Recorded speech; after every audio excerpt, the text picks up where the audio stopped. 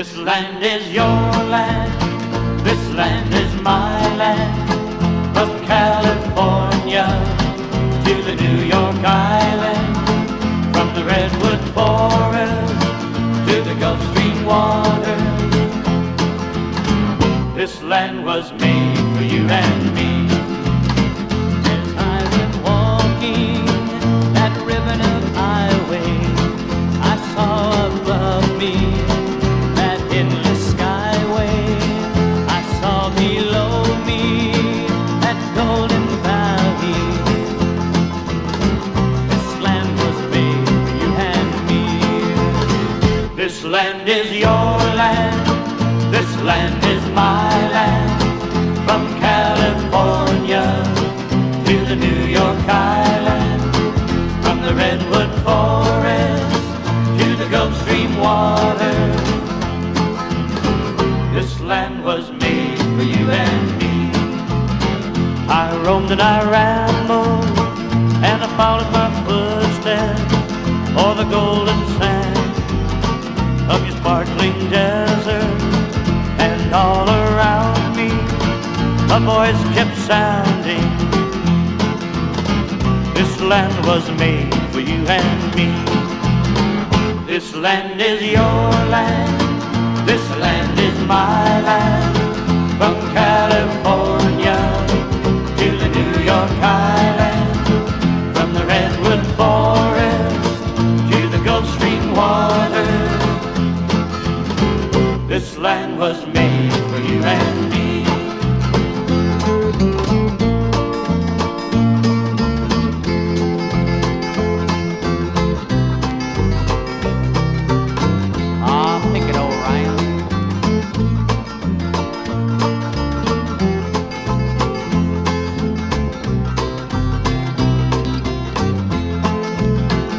The sun was shining with the river flowing, the wheat fields waving and the dust clouds blowing, while all around me a voice resounding, saying this land was made for you and me.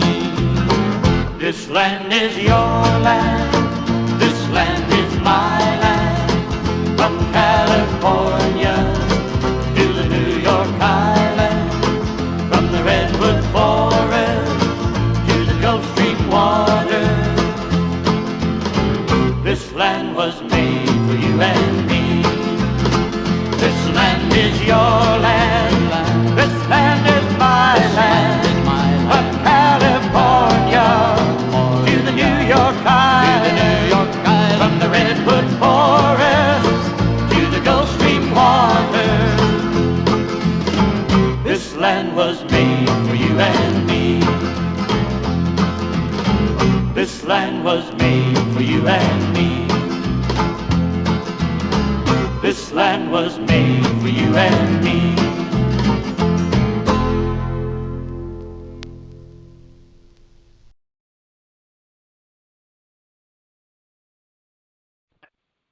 So welcome to the call tonight. We've got a special call on land patents, and we want to discuss land patents. We want to discuss a little bit on how when you do a land patent properly, it can become a freehold state and exactly what that means. Now, tonight I want to first give you a little bit of my experience with a land patent and just tell you how it worked for me and what you might be able to expect. I know, different states are slightly different, but I believe that all the states have land patents available. So what I want to tell you is, I believe it was probably October or November of last year that I decided to have Wayne do a land patent for me. I did not have a mortgage. I actually had just, a small property, and I wanted to try it, see what happened, because they were coming after me on my little half acre. They were charging me $700 and something twice a year on taxes, which is ridiculous because it's not, the property isn't worth that much at all. it's got very old buildings. So I went ahead and started the process with Wayne, and I believe, okay, my taxes are due I think it's November and May. And I went ahead and started the process. I believe it was completed by, was it 90 days, Wayne? Is that about what it took? 60 days it was completed. Okay, 60 days. Now, I had one problem I had when I was doing it is the county that I'm in only had one newspaper. And because they thought they had the county to themselves, they were going to charge me a lot for doing that notice in there. First of all, they refused to do the one that I wanted, and they were going to do, I can't remember what they were going to charge me, something like $1,500. Well, what you can do then is go to a neighboring county. So I just dropped them. I wouldn't have anything to do with them. I went to a neighboring county, and I got it done for something like $13, I think. So that part, once I got that done, then that had to run for, I can't remember exactly how many weeks. Was it once a week for 3 weeks, Wayne? Yes, that's correct. Yeah, Kansas is once a week for 3 weeks, 3 consecutive weeks. Okay, so that varies by state. Anyway, so I got all that done. I got all the. It's quite a lengthy process. Actually, a lot of filing, and I got everything filed at my county register of deeds. I got things filed at the Treasury, and I never got a tax bill in May.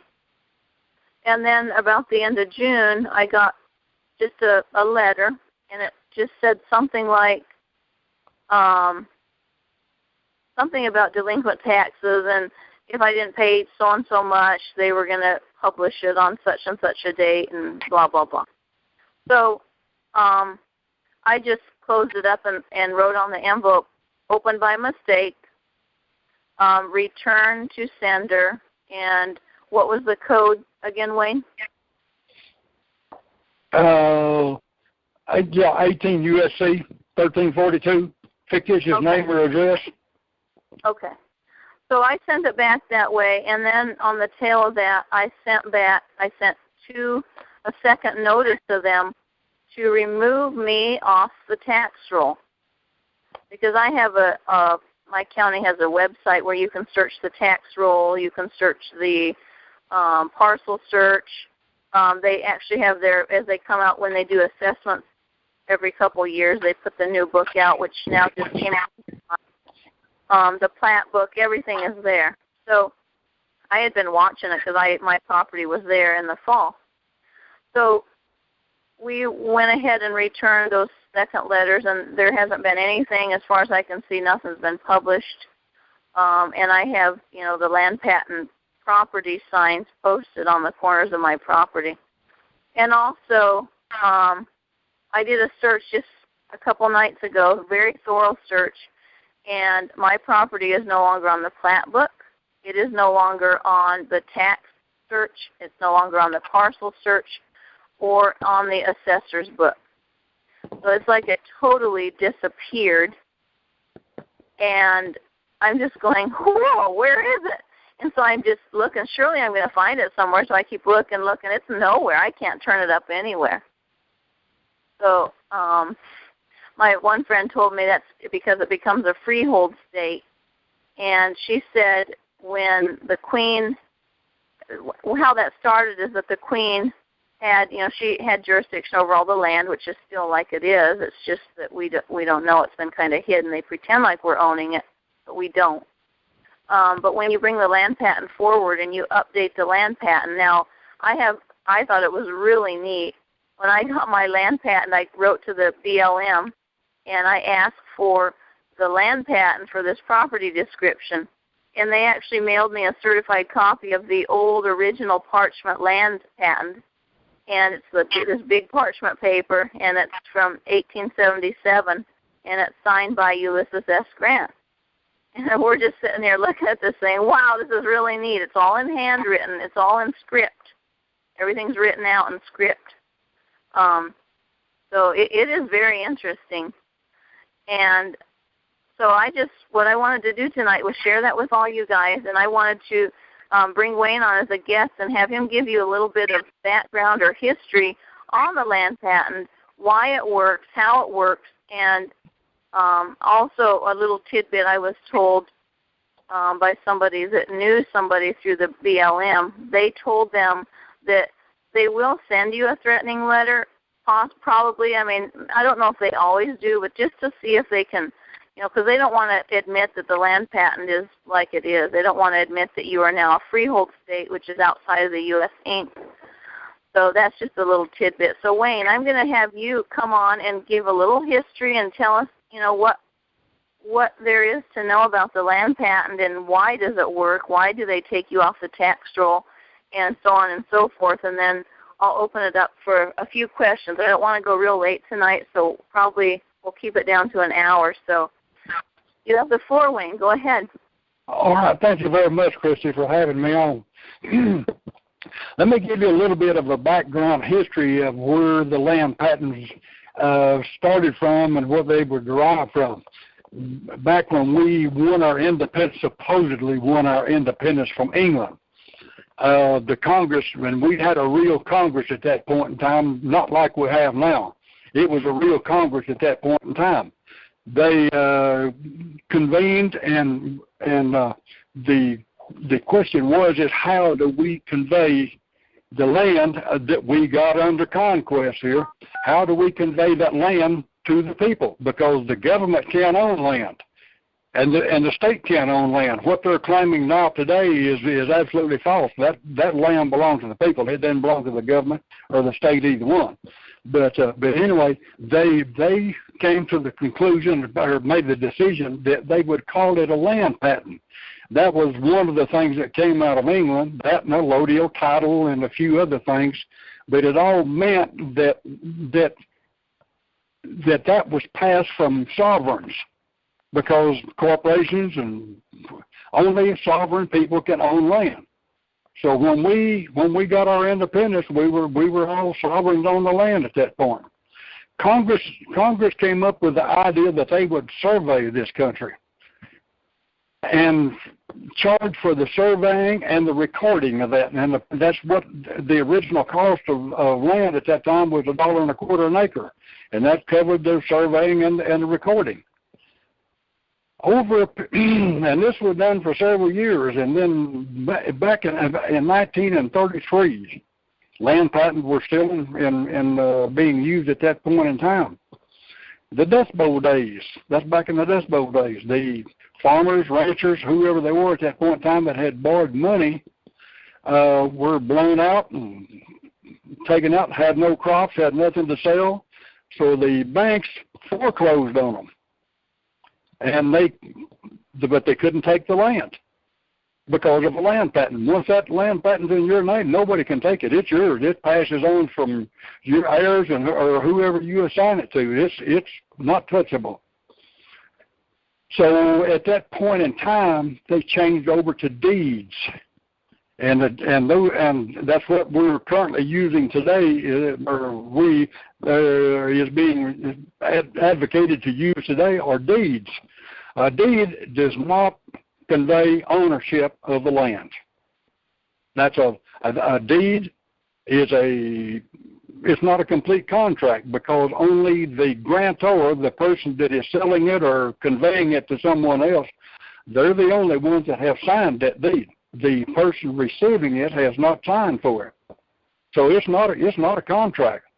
Also, most of your state deeds will tell you on there that you're not the owner of that land, but you're a tenant. And see, this is what they were trying to do to Christie. If you don't pay your taxes, they'll kick you off the land and sell it to somebody that'll pay the taxes. That's why a lot of states will give you a hard time about updating a land patent, because it takes it out of their jurisdiction totally. Takes you off the tax roll because patented land is not taxable. But anyway, that brings us up to date here pretty much. Texas is the only state that does not have land in the BLM. Texas has their own Texas General Land Office, and they basically do the same thing as the BLM. They house all the original land patents that Texas issued to the people. So it's a little bit different process to go into Texas, but basically all the rest of the states are pretty much the same. There are one of the primary things that we have to do to start with is take your deed and look at the legal description over, because to update a land patent, it has to be in meets and bounds. The land description, they can't use lots and blocks and so on there. That's why you have to have probably a surveyor or somebody that did the initial plat for the whatever subdivision or whatever you might be in, get them to convert that back to a meets and bounds. Sometimes it's a little bit hard to find somebody that will do that. But then once that is done, we make a new deed that has that in, and with that new deed is just from you to you. And what we usually do is make it the all capital letter, which is the corporation, the straw man, will make that conveying that land into the real person, the upper and lower case, and record that back into the county, and that has the new legal description then that we can go from there and update the land patent to. It's in some states it's a little bit different than it was in Kansas. Kansas, you only had to post it 3 consecutive weeks. Texas, Oklahoma, and most of the other states are you have to post it for 30 days or 4 consecutive weeks, and then they got another 30 days to answer that after that. And then once if there's no one contacts it or answers it, it's a done deal. Then we just finish out the making out a grantee, grantor, updated land patent, and record it. We have been recording those at National Republic Registry. It's in Mansfield, Texas. They're actually a worldwide public notice place, because one thing, some of the county clerks, when they know that you're taking that off that's going to wind up being taken off the tax rolls, they refuse to follow it. So, but they can't. It doesn't matter, because once you file it a public record, it doesn't matter. It's done. So that pretty much brings it up to date. How land. There is some 350 laws that you can go through and read that anyone that challenges a land patent, there are certain things, criteria that you have to meet before you can even challenge that. For one thing, before anybody can challenge a land patent, they had to have had that piece of property in their name and paid the taxes on it for 5 years prior to that. That eliminates a lot of them. One of the other things is that if they try to take you into a state court, they can't take it into a state court because that is a federal issue. The President of the United States signed that document. So if they try to take you to court, all you have to do is subpoena the government. Make them come and back up their land patent. There's some 350 cases where land patents have been challenged and they finally quit because not one of them ever won. If it was a legit warranty deed where you actually own the property to start with, what that does, that eliminates you just going out there and making a warranty deed on your own on a piece of property and updating the land patent, because you're really not the lawful owner of that land if you do that. Nobody has ever lost a case where they have been the lawful owner of that property. If land patent is one of the things that really still holds pretty much true in this country, that can't get around it. Now, there's been some cases where people have had land patents and they went through a foreclosure and they turned around and got that land and sold it because the people didn't know how to defend it. That's one of the things that you really need to learn the laws, know how to defend that. And everybody that I've done one for, I'll help them all I can, give them all the laws. We've got a couple of instances in Texas where land was sold, went through a foreclosure and sold, and we're perfecting a land patent on that, and that will bring it back to you because you're the last lawful owner, and you have the right to do that. So if they sold it in an auction, court auction, or a sheriff's auction, whatever it is, that doesn't convey ownership. The warranty deed does not convey ownership. So that's pretty much about all I can tell you. That's the process. Okay. Anybody got a question? Well, I'll do my best. Okay, I'll go ahead and anybody that's got questions for Wayne, I'll go ahead and start the question and answer. And I believe you press *6 to raise your hand, and then we'll take them in order. So press *6 to raise your hand.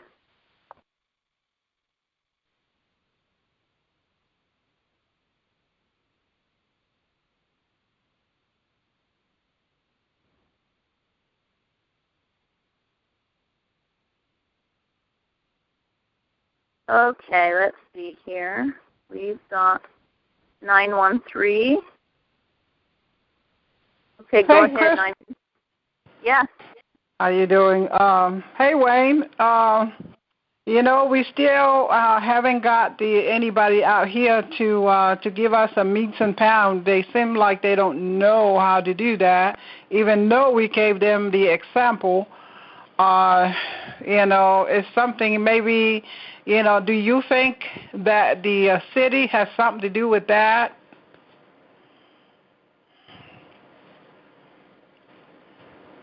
Wayne? Oh, hello? Just a minute, Sue. He got muted. I'm sorry. Sorry, Wayne. Okay, there we go. No, probably not, Sue, because they're not even aware of what's going on at that point in time, because we're pretty careful never to tell them that we're doing this so we can update a land patent. But I tell you what, if you consistently can't find someone, I have a surveyor here in Oklahoma that he has the ability to do that. He did. There's a lady. I did a land patent for a lady in Arizona that she couldn't find anybody there, and I gave her this. I would like to do that.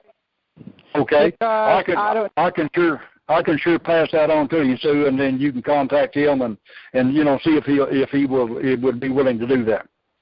Yeah, because all they do is he was supposed to come out and measure that, and then some of them they say they have to do it by satellite, but no one seems to get anything done, So, but yeah, I'll be willing to work with whoever you have that can do that.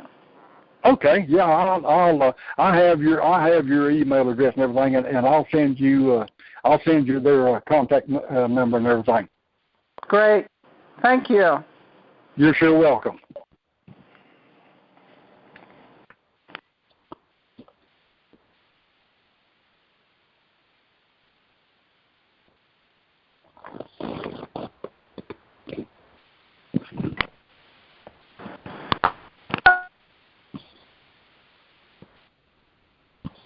Hello. Hello. I can't hear anybody. Yes, go ahead. Okay. Hello, Wayne. I'm coming a little late to this call. The information was just forwarded to me. Do you work in? I take it you're in Texas, and do you? No, I'm in Oklahoma. In Oklahoma. Do you work in other states? Yes. Sure do. I have begun the process of the land patent, but I have to say I'm a little nervous to finish it because it certainly would create quite an issue here in this county where I'm fairly well known. Well, it really shouldn't. Yeah. Well. I'm a little bit blank on that one. How do you think it would be an issue? Because the people in the county offices know who I am. I purchased the property. This is in New York State. I purchased the land cash on the barrel. So I paid for that outright, and then I built an alternative green home on the property. And it's a long story, but basically I got into trouble with the bank with the financing of the home. And I'm trying to claim the land patent. And I went through the first process, but because it's a relatively small area, a lot of people know who I am, and the county clerk. The idea of I'm going through a process that was promoted online through what was the name of this company? It was a group I found. Anyway, I started out with this group, and I haven't filed through the post office or the county clerk's office, but I did do the public notice. And I've been doing this on my own without any help. So I'm just a little concerned because I don't want to get into legal hot water with this. So I was wondering, if there's any way you assist people to go the rest of the way with it. I'm quite well known in this area, and what you would really like is somebody that could file it for you. Correct. Well, you can do that by mail anyway. You don't necessarily have to go in personally and do anything. Yeah, I had somebody take mine in and file it. You can get somebody that will go take it in and file it. Yeah, you can even put that. You can even put it in the mail and do that. I'm just following instructions so I was given here, and I have to get the postal person to actually authorize the signature, and then go to the county clerk's office, and they have to authorize it, and all in person. So, I've done the public notice and everything, but I'm just really I'm concerned because I also work within the legal system in the county, so I'm just trying to keep a very low profile on this whole thing. Right. Right. Yeah, I didn't have to do the thing with the postal or the. I don't know how and why that's required, because the postal has nothing to do with any part of this. Oh, okay. I think that's a process that I don't know anything about.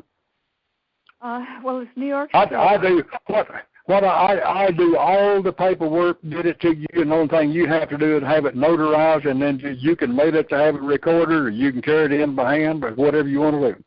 Oh. All right. Well, is there a way I could make contact with you? Do you have a website or an email or anything of that nature? I have an email that Christy will give to you. Yeah. Yeah. Okay. Let me give that out. I see on the chat people are asking for it too. So those of you that want the email to contact Wayne, get your pens ready, and I'll give you the email. Okay. So it's very simple. It's Wayne, which is WAYNE 75 at hughes.net. So Wayne 75 at hughes.net. And Hughes is HUGHES.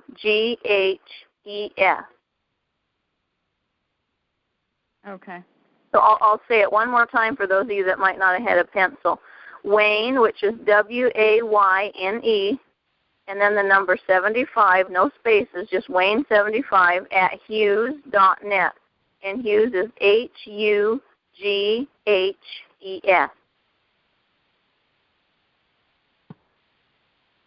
Okay. Now, Wayne, I've got one question here on the chat. They said, can you patent a property with a mortgage? Can you address that? Absolutely. Absolutely. That does not, what it does, when you perfect a land patent on property that is mortgaged or has a lien on it, it voids the mortgage and the lien both. Oh, Nobody, the bank, you don't have to notify the bank or the mortgage company or nothing. You just do that. Just do it. And if you want to keep paying the mortgage, that's fine. But that's just a little safety. So if you get in trouble and can't make your payments, they can't take your property. They might foreclose on you. They might and get a judgment against you, but that's all they can do. right. So it's a little safety, even though you have your place is mortgaged. Okay. Well, we've got a bunch more questions, so I'll just move along through them. Thank you. So Okay. the next one is 760. 760. You're unmuted. Okay. Go ahead. Hello. Can you hear me? Yes, we can hear you. Okay. In a situation where you've been removed off your property, but you were the first on the property as far as the warranty deed, how do you handle that? Well, you can still perfect that land patent, because even if you've have been removed from it, say in a foreclosure or whatever, you were still the last lawful owner of that property, and I did that. Mine went through a foreclosure, and I perfected the land patent after it, and I've still got my place. Yeah, that's what I thought. I thought Wayne had already been removed, and he went ahead and did the patent. Yeah. Mhm. Yeah. You were removed? Yes. Yes. Yeah. So how did you take the property back? Well, it can be a roundabout thing, because the sheriff won't recognize a land patent, and they will not do anything except for what comes out of a court system. So it's a little bit tricky getting that done, but it'll work. You can get it done. I'm helping a fellow in Texas now that he was removed from the property, completed a land patent, and what he did is just notified the people that bought the property that they had bought a piece of property that he owns. It was a fraudulent sale, and that in 30 days he's going to he notified them in 30 days that he's going to take possession of that property, and what he can do is just go get an eviction notice, just like they're a tenant. Okay. So there's a way of doing it. It's your land, and it was illegally sold. Yep, that's certainly what happened. I also have a judgment, a true bill that I'm waiting to enforce. So I don't know which way. I just want my property back, man. I'm a little pissed about it. Well, are they trying to collect on the judgment? No, I'm with the American National People's Court. Oh yeah, okay, yeah. Yes, so I'm just kind of waiting on that, but I still wouldn't mind perfecting the land patent.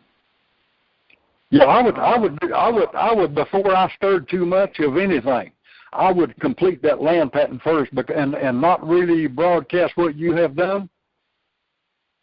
And then you can go. Then you can back up on them on that judgment, because it's unlawful. The bank didn't loan you any money, right? And you can prove it. Yeah, and you can prove they didn't.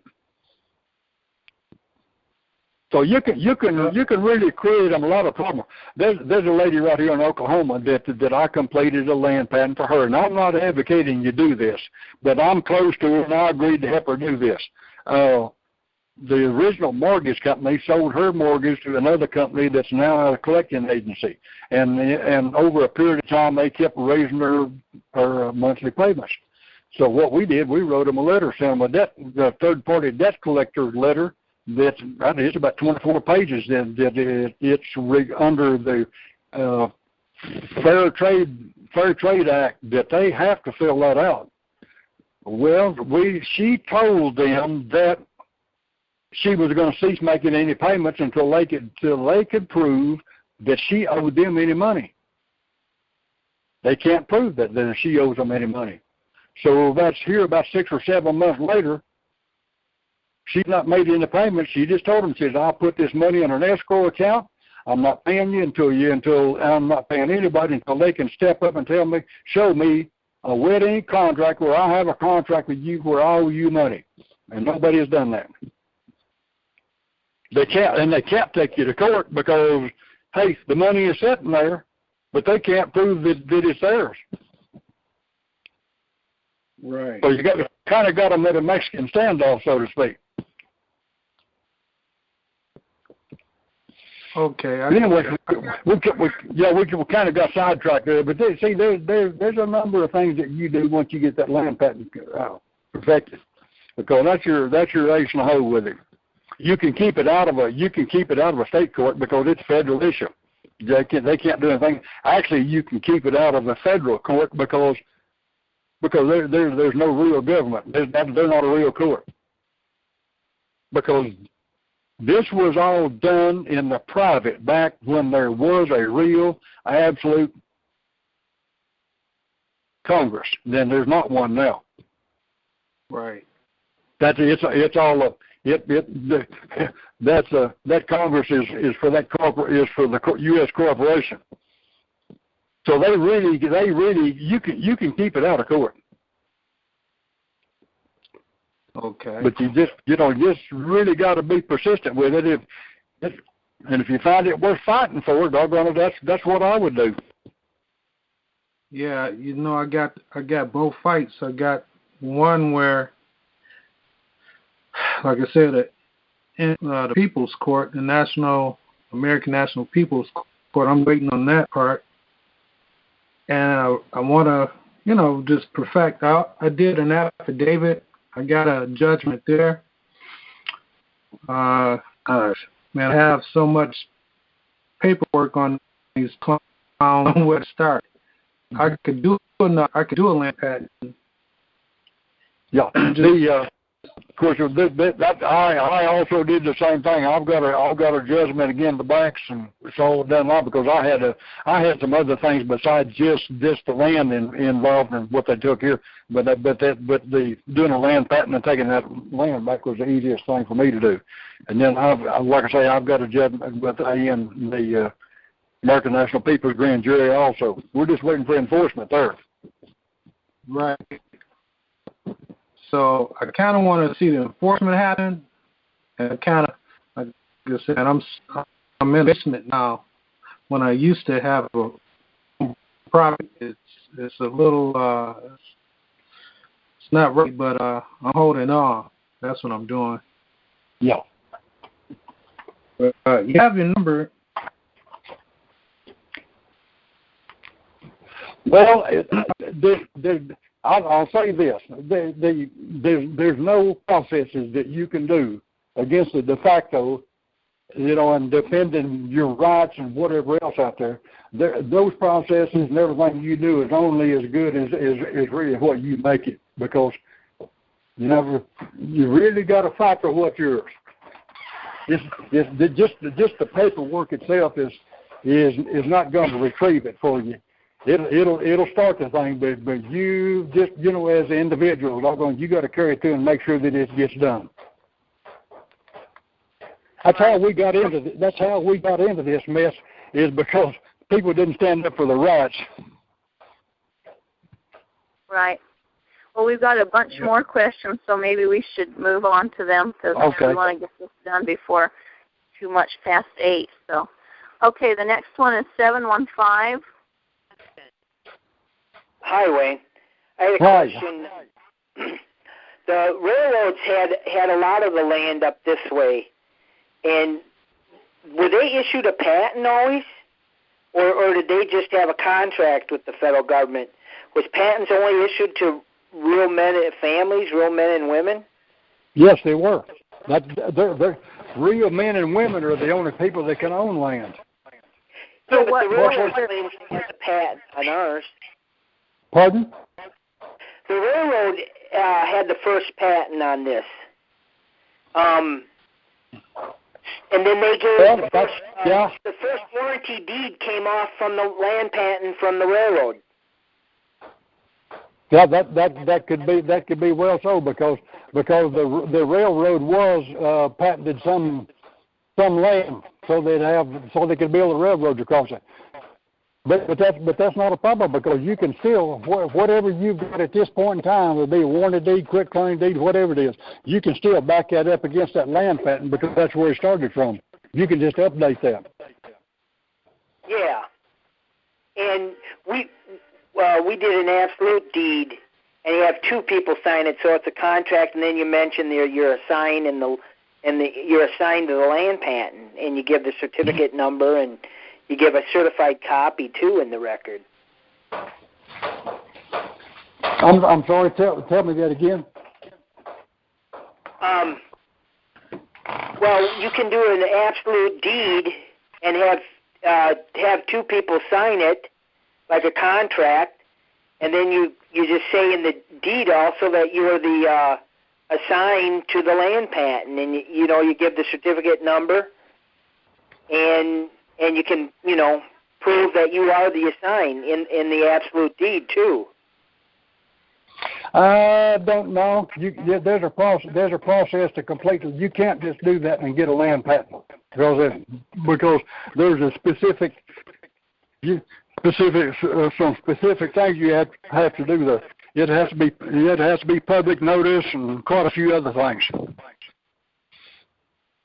Also, one of the first things that you do is acknowledge, take that original deed that you got from somebody else, and you acknowledge that deed, and you put your signature on it with notary, and go and record that back in the county. That makes the property yours at this point, but it's not under a patent. Okay. Yeah, there's some 10 or 12 documents that are involved in updating a land patent.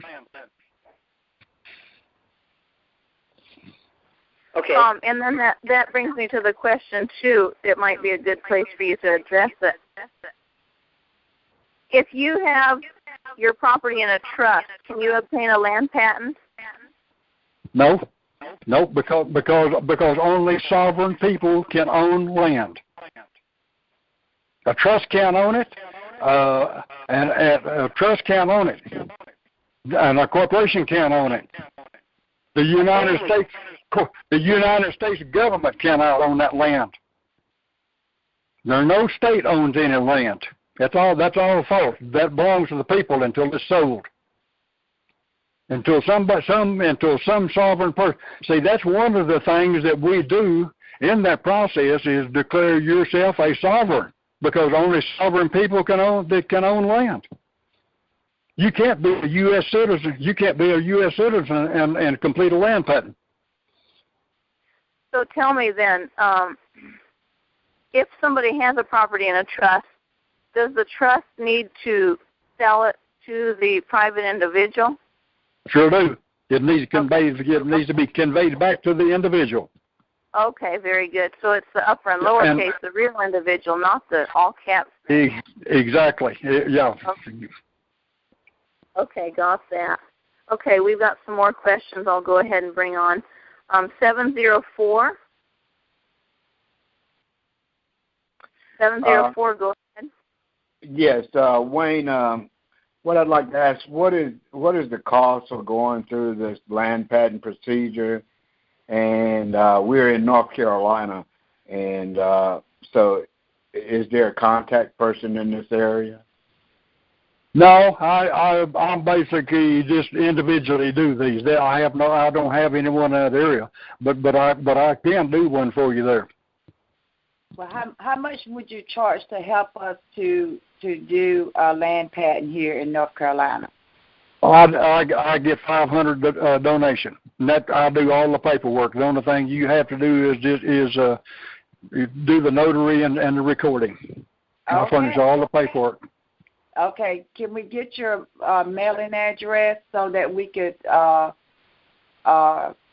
speak with you? Well, go ahead and email the address that I sent. Go ahead and email him privately, and then you two can set up the stuff together when you email him privately. Yeah, email that Wayne would be fine. Yes. Yeah. And how? Once again, the email is Wayne75@hughes.net. Okay, and how long does it normally take to, just kind of roughly do this process? I don't know what the posting time is in North Carolina just right off the top, but I'm going to say that it probably would be somewhere in the neighborhood of 60 days. Yeah, okay. Mine was 60 days. Mine was 60 days. I think the longest is maybe 90, but I think mine was just 60. Yeah, I think the longest probably you'll get into is 90 days. Okay. Okay. That sounds great. We will contact you through your email. Okay, thank you very much. Thank you. Okay, now we have 619. 619.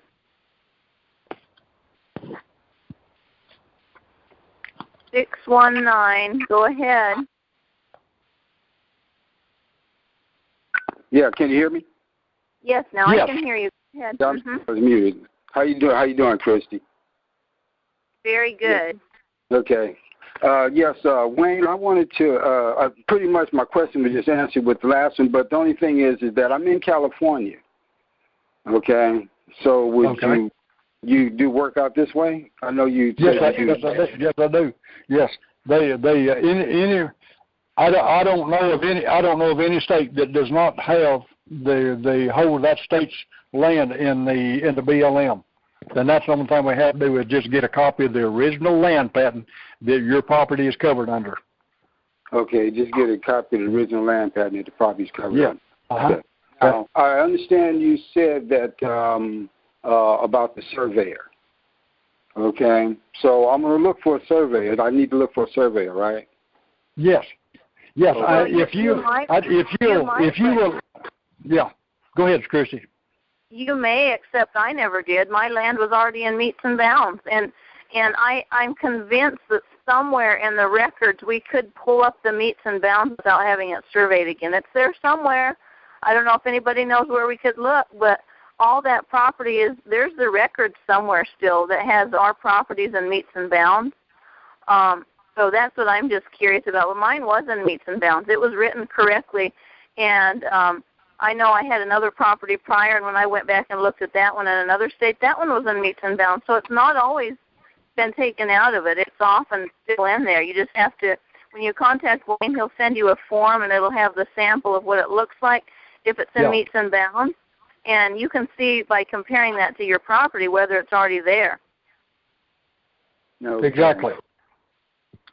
Okay. Yeah, that's where I was going with that. If you'll email me, I'll send you the document of what all is required and everything to get it started off, so you'll know what you're looking for. Yeah, that's what I'm looking at. Okay. All right. Okay. So okay. Well, I got your email, and I'll get offline and yield the floor. I mean, good. I'm glad to hear this. Okay. Okay. Thank you. Thank you. Okay, the next one is 858. Hi, Wayne.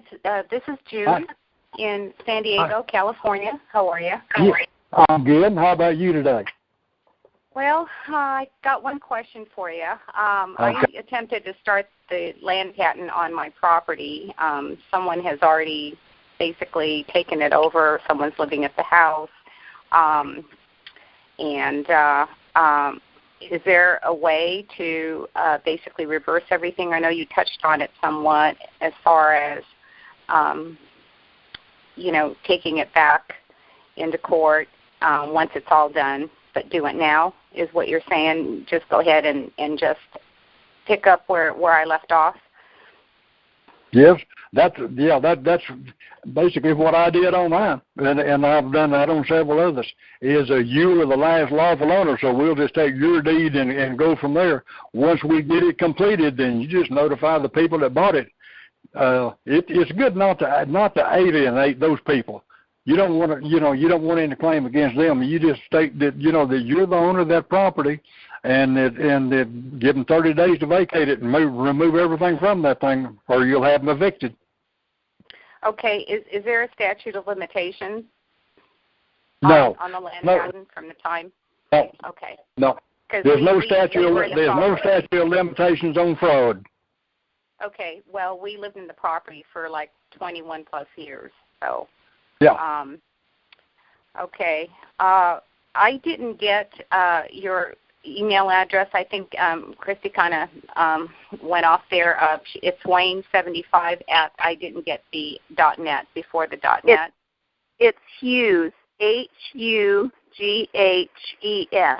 Hughes.net. Got it, Chrissy. Thank you. Like Hughes.net. Okay. Yes. So the process then takes about 60 days, and well, I guess I'll just email you, Wayne. Thank you so much. That'll be fine. Thank you. Thank you. Bye-bye.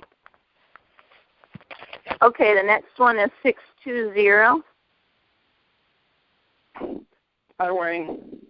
Hey, how are you? Oh, I'm doing fine. Both of my questions were answered in the last couple of answers, and I didn't know how to rescind my number. So basically, you already answered it. But anyway, when I get some property, I'd like to have you do a land patent for me. I certainly will. Okay. Sounds good. I'll talk to you later. All right. Thanks. Yeah, I know.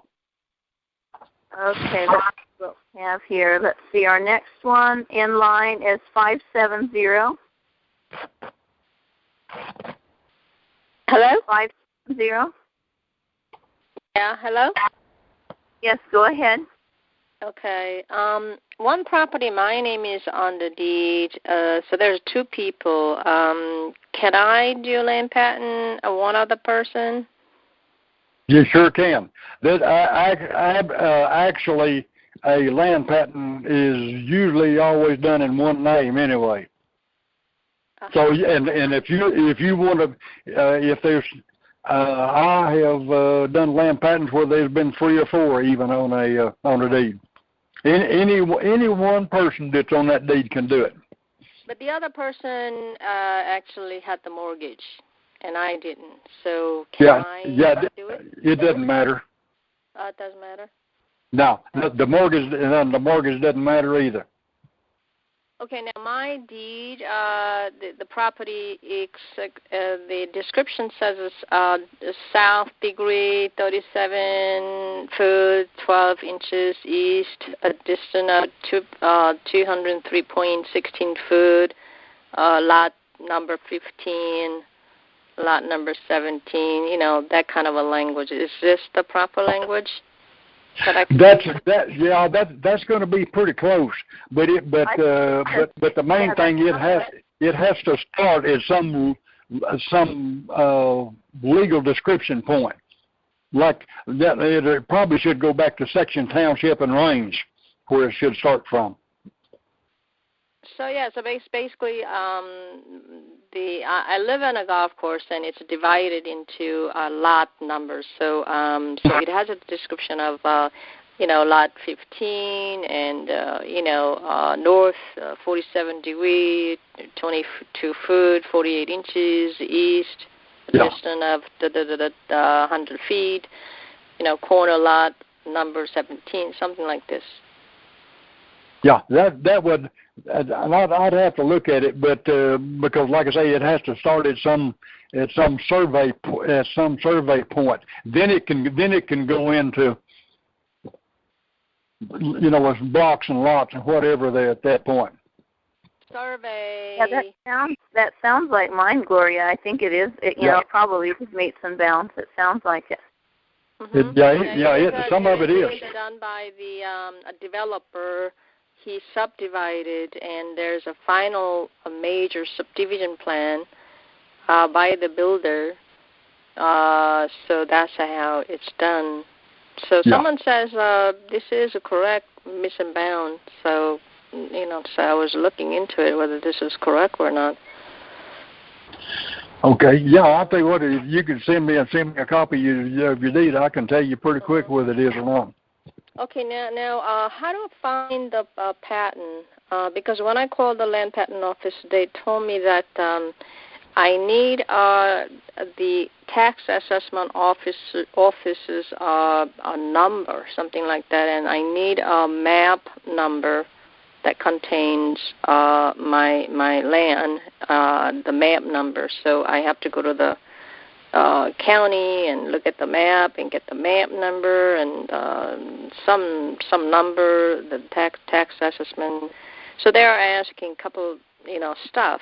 So is that right? Well, see, that's where section, township, and range comes in. Because if that section, township, and range they use that to start out with, that's all you got to tell the patent office. What that is, that your property is within this, and they can give it to you. See, lots and blocks and golf course and all of this is not on the land patent.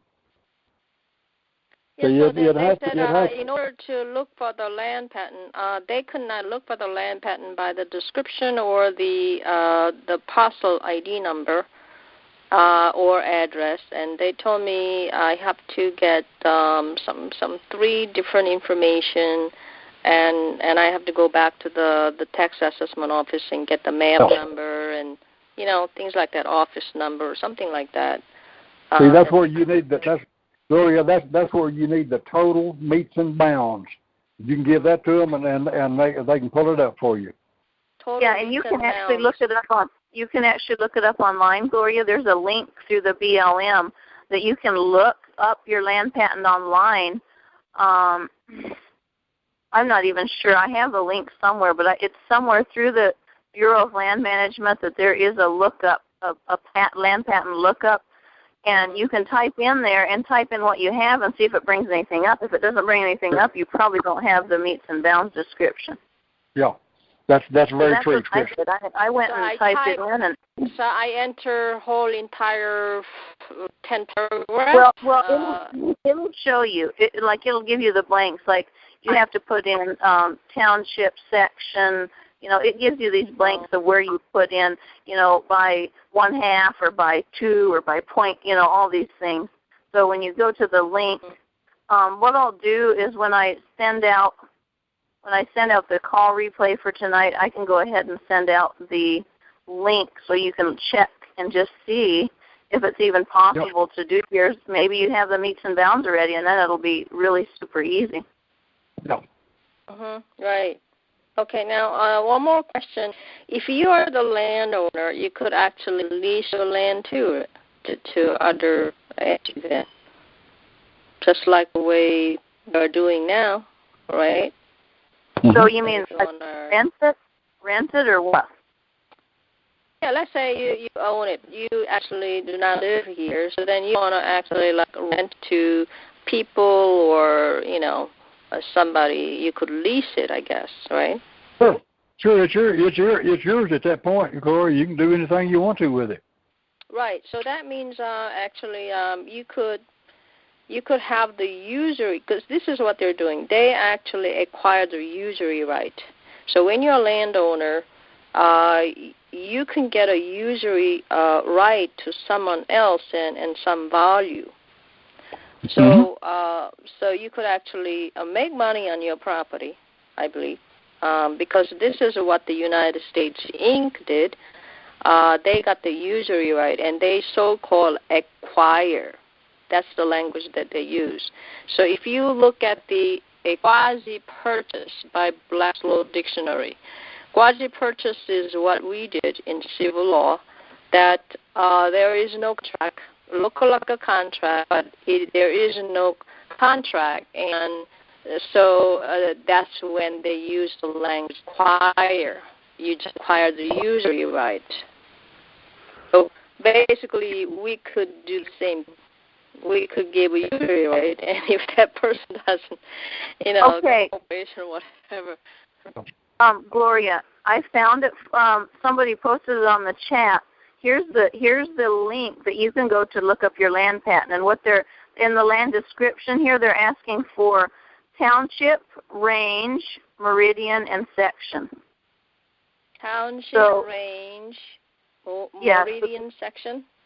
Meridian and section. But here's the website. It's www.grow records. So it's like GLO records. .blm.gov. Okay. And when you get to that, with an S, right? Records. Yes, records. Yep.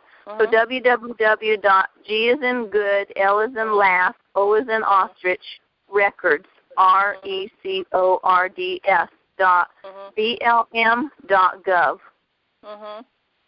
And what you do is when you get to that page, then click search documents.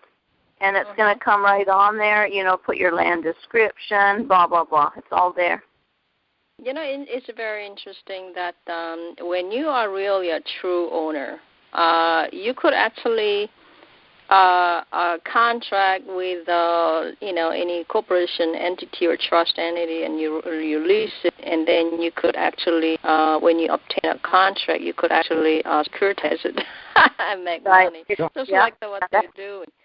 And this is an interesting thing that I'm going through right now. The federal officer, he said I speed on the federal property, and which is the national park. Okay, so he gave me a ticket, and now I'm litigating.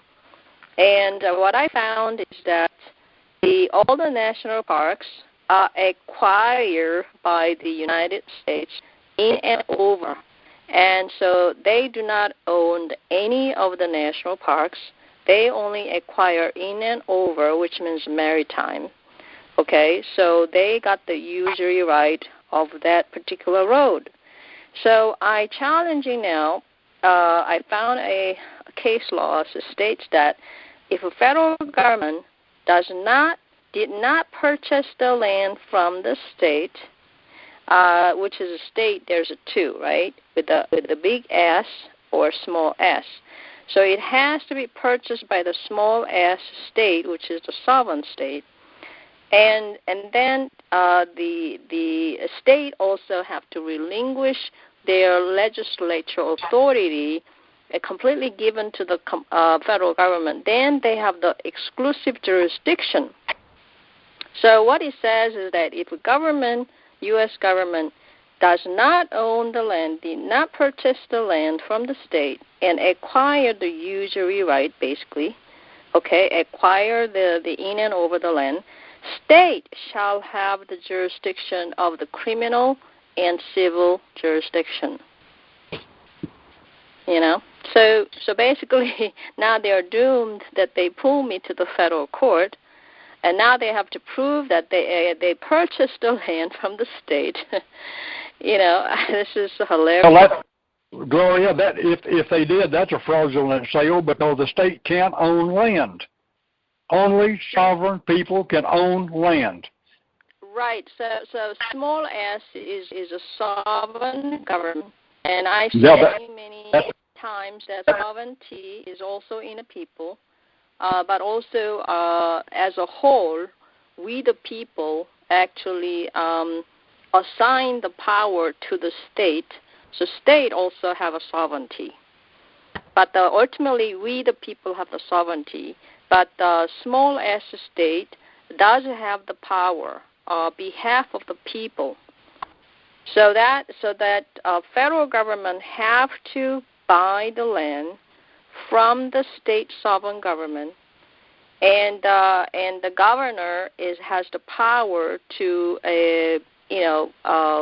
relinquish the legislature behalf of the people. So people has to agree and say, yeah, we're going to sell this part of the land to federal government. And if they didn't do that, the federal government does not have any jurisdiction on all those land, and all throughout the United States. So what they did is the state, sovereign state, says, okay, you take over these land and take care of the land for us, all the national parks, and you can collect money from the people who visit the parks, blah, blah, blah. You maintain it, but we still own the land, and any civil and criminal jurisdiction is by this state with the big S, the corporation state. So basically, that's what is going on. There's the battle going on between the federal government and the state government, the corporation government, and which government is going to have authority. But what he's saying is if the federal government did not purchase the land and did not get the legislature authority to totally state surrender, then federal government doesn't have any jurisdiction. So I want people to know that if you get any tickets in those areas, okay, so remember what I said, okay, they do not have any jurisdiction, federal government. If some individual sovereign does not own that land, it is public land. It does not belong to a state. It does not belong to a government. States and governments cannot own land. Right. It belongs to the people. So there's one more question here, or maybe two. 704. Just one question. Do we have a callback number to go back and listen to this call? Yes, I will go ahead and let me see. The callback number, I believe, is exactly the same, except instead of being 1212, it is 1219. And you enter the same PIN number that you entered tonight. So keep the same number that you've got, and then instead of 1212, the last four digits, you do 1219. Okay, thank you. You're welcome. And then 620. Yeah, Wayne. Yes. From your previous conversation with Gloria, if states and if government can't own land and they have whatever. I don't know how they own national parks, but they don't actually own those national parks then, do they? No, absolutely not. That belongs to the people.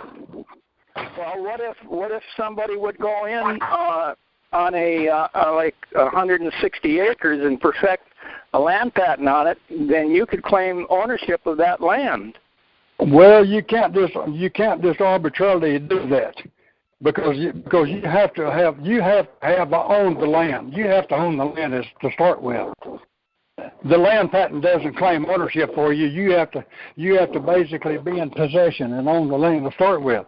But those parks and whatever else, you can petition the government and make them sell it. Any land that the government claims that they own, you can make them sell it to you. Really? That's right. Okay, that's an interesting thought. Because it's not theirs. It's held in the only thing they were authorized to do is hold that land in trust, and that doesn't mean that they created a trust that you might think of the trust means. That they were just trusted to hold that land and disperse it to sovereign individuals. The government has never owned land. I see. Okay. Oh, Wayne, somebody asked the question about what about adverse possession? See, I don't know that much about adverse possession. I don't know what it is for sure. Well, adverse possession is that I know what Oklahoma's law was at that point in time. You have to watch adverse possession, but if you are on a piece of land and you perfect it or you take care of it, fence it or do whatever, and you're in possession of that and don't secretly do it, I mean right out in the open, you claim it, then in 7 years, then you can claim that under adverse possession. You're quite titled it. But here's what happened back probably 10 or 12 years ago when the government came out with this Wetlands Act. they were going to take control of, and they were going to tell you what you could do and what you can't do with certain lands. There was 2 farmers, one in Ohio and one in Iowa, sued the federal government for $290 million because they were involved in some of that. The Supreme Court handed down a decision that even the United States government cannot take land. They can't take something without paying for it. So that kills adverse possession. I see. Now, before all that happened, I live in Oklahoma, and my dad and I bought some property.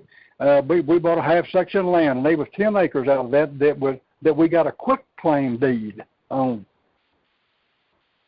And we never thought that much about it. We went ahead and cleared the land, and fenced it in. They fenced it in with all the rest of it.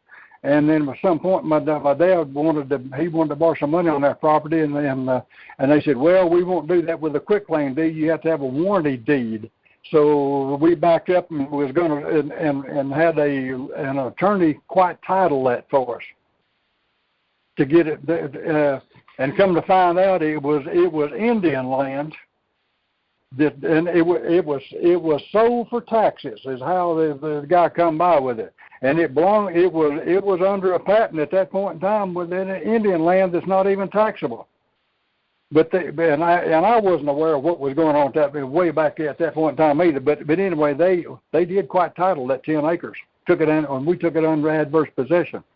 But you can't do that now. There's 2 things wrong with that quiet title. One of them, that it was Indian land that was sold for taxes. Indian land is not taxable, and patented land is not taxable. So there's 2 things wrong with that. And another one is, of course, now the adverse possession. You can't take something without paying for it.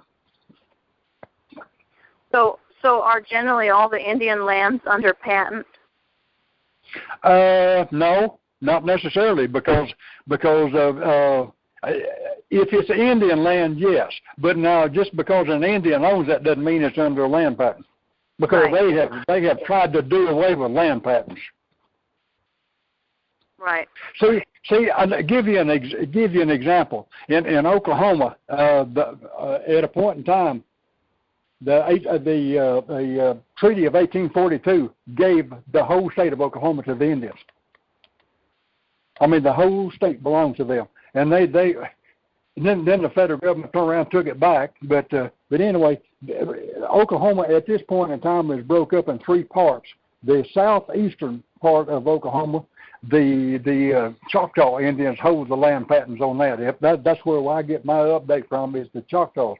BLM no longer has anything on that. It belongs to the Indians. And in the northern part, the northeastern part belongs to the Cherokee. The central and west belong to Cimarron. But there's another interesting thing that there is in Oklahoma, is that you will run across an unallotted deed. And what that means, that somebody forged the Chickasaw and the Choctaw tribals, all their information onto a deed and issued an unallotted deed. The government did this because that land was all given to the Indians, and then the U.S. government come back in and took it back and sold it with unallotted deeds. And then the Oklahoma land rush, that was all fraud. The government took it back and sold the land, give it to the Indians, and then took it back and sold it. Oh my goodness, that is awful. Yeah, the Chickasaw and the Choctaw both had a whale of a lawsuit against the U.S. government, and the government paid off the Choctaw chief. He stuck a bunch of money in his pocket, and they pulled out of the lawsuit. But the Chickasaw has still got an existing lawsuit against the federal government. They've never kept one. They've never kept one treaty that they have ever made with the Indians at all. No, I know that. Mhm. Now you really uncover a lot of that, Christy, when you get into land patent and so on, because that gets down to the heart of what they were supposed to do and what they did. Mhm. That's right. Well, you know what, Wayne? I'm going to have to shut this call down here. I've got some other pressing issues, but it's been very good, and I will actually get this call recording out to everybody as soon as I can here. It will take a little bit before it's available, but I'll go ahead and send it out to the group. And once again, I'll give out Wayne's email just in case anybody didn't get it. It's Wayne, which is WAYNE 75 at Hughes.net. And Hughes is HUGHES. And with that being said, Wayne, I really appreciate all that you, the time you gave us tonight and all the information. And I really appreciate you doing my land patenting for me because like I said, I've already, saved on the tax bill, and it's just like, it's already paid for itself, and I'm just so thankful. Well, Christy, thank you very much for being a good client, and thank you very much for having me on the call. And I've enjoyed working with you. You're welcome, and I'm going to unmute everyone, and we will end the call. All right. Thank you very much again. Thank you. Good night, everyone. Good night.